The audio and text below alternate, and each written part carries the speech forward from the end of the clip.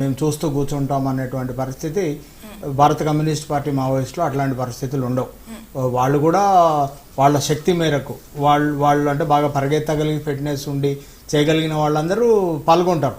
అయితే ఈ ఉద్యమం మొదలైనప్పుడు 1968 నుంచి 80 దశకం వరకు 90 దశకం వరకు పెద్ద ఎత్తున విద్యార్థుల్ని, యూనివర్సిటీల్లో యువతను, విద్యార్థుల్ని ఆకర్షించింది. ఆ సందర్భంగా మనం గమనించినట్టయితే అక్కడ ఉన్నటువంటి అంటే మనకు రీజనల్ ఇంజనీరింగ్ కాలేజ్ కావచ్చు, ఉస్మానియా యూనివర్సిటీ కావచ్చు, కాకతీయ యూనివర్సిటీ కావచ్చు, గద్వాల డిగ్రీ కాలేజ్ కావచ్చు, Jammikunta college, Karimnagar SRR college, ఇట్లా అనేక డిగ్రీ కాలేజీలు, అనేక యూనివర్సిటీలలో వీళ్లకు పెట్టని కోటలుగా కేంద్రాలుగా ఉండే అప్పుడు.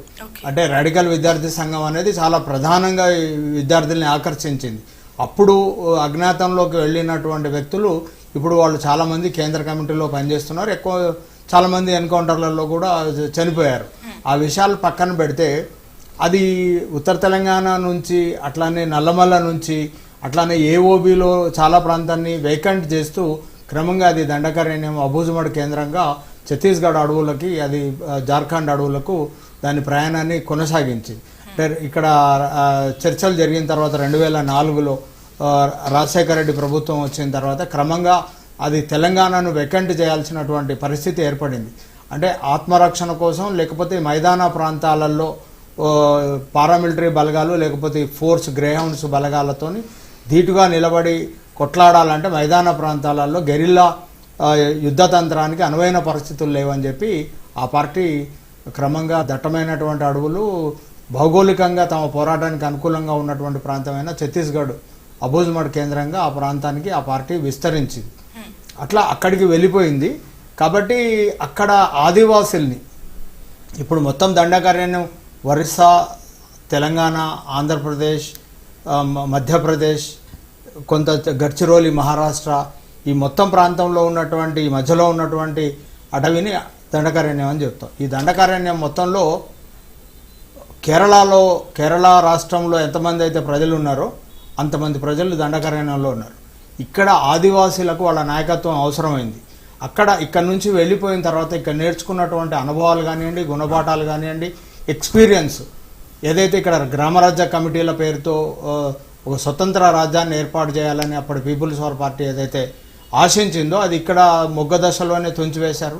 పీపుల్ లిబరేషన్ గెరిల్లా ఆర్మీని ఇక్కడ ఏర్పాటు చేద్దాం అనుకున్నటువంటి క్రమంలో ఇక్కడ విఫలం చెందారు. ఇక్కడ ఆదిలాబాద్ జిల్లాలో పిఎల్జీఏ ఏర్పాటు ఆదిలోనే వాళ్ళని ఆ పిఎల్జీఏ గిరిధర్ జిల్లా కార్యదర్శిని చంపేశారు. అంటే ఈ పిఎల్జీఏ బాధ్యుల్ని చంపేశారు.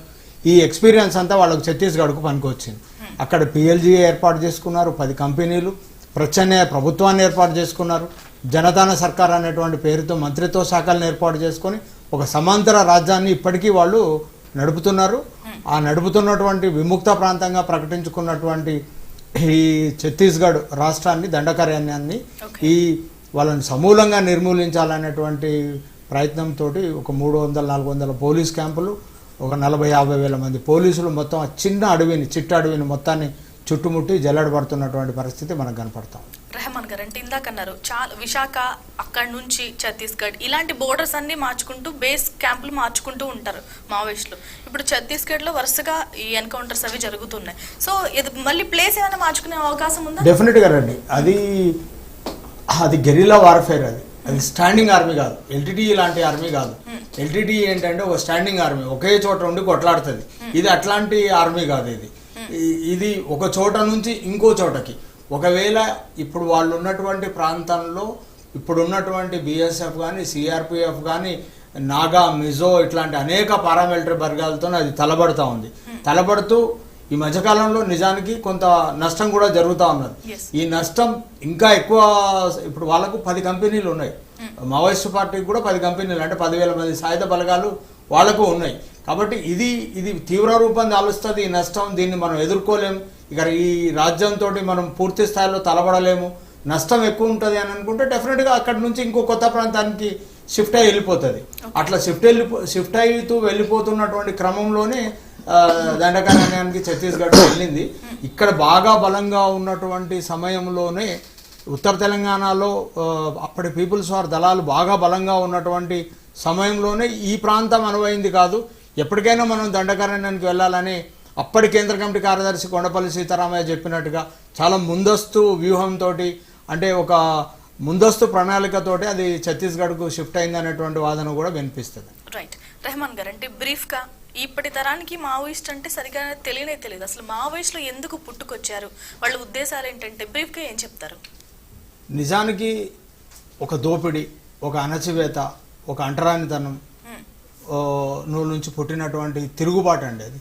శ్రీకాకుళంలో అంటే ఏదైతే ముందు ఇది నక్సల్బరీ అనేటువంటి ప్రాంతంలో పశ్చిమ బెంగాల్ రాష్ట్రంలో 60 దశకంలో అక్కడ భూములు పంచుతామని అధికారంలోకి వచ్చినటువంటి సిపిఎం పార్టీ, అంటే జ్యోతిబాసు హోమ్ మినిస్టర్గా ఉన్నప్పుడు అక్కడి ప్రజలకి భూముల్ని, రైతులకు భూముల్ని పంచుతాం, పేదలకు భూముల్ని పంచుతాం, దున్నేవానికే భూమి అనేటువంటి నినాదంతో అధికారంలోకి వచ్చినటువంటి భారత కమ్యూనిస్ట్ పార్టీ మార్క్సిస్ట్ నేతృత్వంలో ఏర్పడ్డ ప్రభుత్వము రైతులకు భూములు ఇవ్వలేనటువంటి పరిస్థితుల్లో, రైతులకు భూములు పంచలేనటువంటి సందర్భంలో అక్కడి సిపిఎం పార్టీ జిల్లా కార్యదర్శి చారు మంజుదార్ నేతృత్వంలో జరిగినటువంటి తిరుగుబాటు, అది నక్సల్బరీ అనేటువంటి గ్రామంలో మొదలైంది. ఆ తిరుగుబాటు, ఆ నక్సల్బరీ గ్రామంలో ఆ తిరుగుబాటు మొదలైన తర్వాత భుజాలకు తుపాకులు వేసుకుని తుపాకీ గొట్టం ద్వారా రాజ్యాధికారం వస్తుంది, దాన్ని మార్క్సిజం లెనినిజం అధ్యయనం చేసిన విప్లవకారుడు నియంత్రిస్తాడని చెప్పి యువతను ఆకర్షించి పెద్ద ఎత్తున నక్సల్బరీ మూవ్మెంటు ఆ రాష్ట్రంలో వ్యాప్తి చెందింది. చాలా తక్కువ సమయంలోనే అణచివేశారు. అక్కడ అణచివేసిన తర్వాత వెంపుటాపు సత్యం, ఆదిపట్ల కైలాసం నేతృత్వంలో శ్రీకాకుళం అడవుల్లో ఈ పోరాటం మొదలైంది. వీళ్ళిద్దరు టీచర్లు, మన తెలుగు వాళ్ళు, వాళ్ళ నేతృత్వంలో మళ్ళీ శ్రీకాకుళంలో మొదలైంది. శ్రీకాకుళంలో ఉధృతంగా అక్కడ పోరాటం జరిగింది. ఆదివాసులకు అండగా అక్కడ శ్రీకాకుళం అడవుల్లో గిరిజనులకు అండగా ఈ పార్టీ నాయకత్వాన్ని ఇచ్చింది. ఆ తర్వాత అక్కడ అణచివేతకు గురైన తర్వాత వెంటనే మళ్ళీ ఉత్తర తెలంగాణలో కరీంనగర్, నిజామాబాద్, ఆదిలాబాద్, వరంగల్ ఈ ప్రాంతంలోకి వచ్చింది. ఆ ఆదిలాబాద్ జిల్లాలో ఇంద్రవెల్లిలో పెద్ద పోరాటం, అక్కడ కాల్పులు జరగడం. అసలు ఇప్పటికీ ఎంతమంది చనిపోయారో తెలియదు, దాదాపు అది 100 ఉండొచ్చు, 50 ఉండొచ్చు అని చెప్తున్నారు. అంటే ఆ రోజుల్లో మీడియా లేకపోతే సమాచారం లేనటువంటి కాలంలో జరిగినటువంటి అద్భుతమైన పోరాటాలు. అట్లానే ఆ ప్రాంతంలో ప్రజలకు భూములు పంచాలని, మరీ ముఖ్యంగా దొరలు, అప్పుడున్నటువంటి వెట్టి చాకిరి, అప్పుడున్నటువంటి అంటరానితనం, ఆ రోజుల్లో ఉన్నటువంటి పేదలు ప్రజలు తలెత్తుకొని తిరగలేనటువంటి పరిస్థితుల్లో, అంటే దొరల దౌర్జన్యాలు గ్రామాల్లో దండోరా వేస్తున్నటువంటి రోజుల్లో, గడులు కేంద్రంగా ప్రజల్ని హింస పెడుతున్నటువంటి పరిస్థితులలో వెట్టి చాకరికి వ్యతిరేకంగా, అంటరానితనానికి వ్యతిరేకంగా, మహిళల మీద జరుగుతున్న అకృత్యాలకు, అత్యాచారాలకు వ్యతిరేకంగా ఈ ఉద్యమం ఉత్తర తెలంగాణలో ఉధృతంగా వెళ్ళింది. ప్రజలకు నాయకత్వాన్ని అందించింది. దున్నేవానికి భూమి ప్రాతిపదికగా అనేక మంది భూస్వాముల భూముల్లో జెండాలు బాతింది. ఒక పెద్ద ఎత్తున ప్రజల మద్దతును సంపాదించి, పెద్ద ఎత్తున యువతను ఆకర్షించి, విద్యార్థులు, సింగరేణిలో అన్ని విభాగాల్లో అది దాదాపుగా వేళ్ళూసుకోపోయినటువంటి పరిస్థితి మన 80-90 దశకంలో తప్పకుండా ప్రజలు గొప్పగా ఆదరించారు ఆ పార్టీని. అప్పుడు అంటే అక్కడ ఆ రోజుల్లో ఉన్నటువంటి పరిస్థితులు, ప్రజలకు కావాల్సినటువంటి ఒక నాయకత్వం, గ్రామాలకు కావాల్సినటువంటి నాయకత్వం, రైతులకు కావాల్సినటువంటి నాయకత్వం, అంటే వెట్టికి వ్యతిరేకంగా, అట్లానే అంటరానితనానికి వ్యతిరేకంగా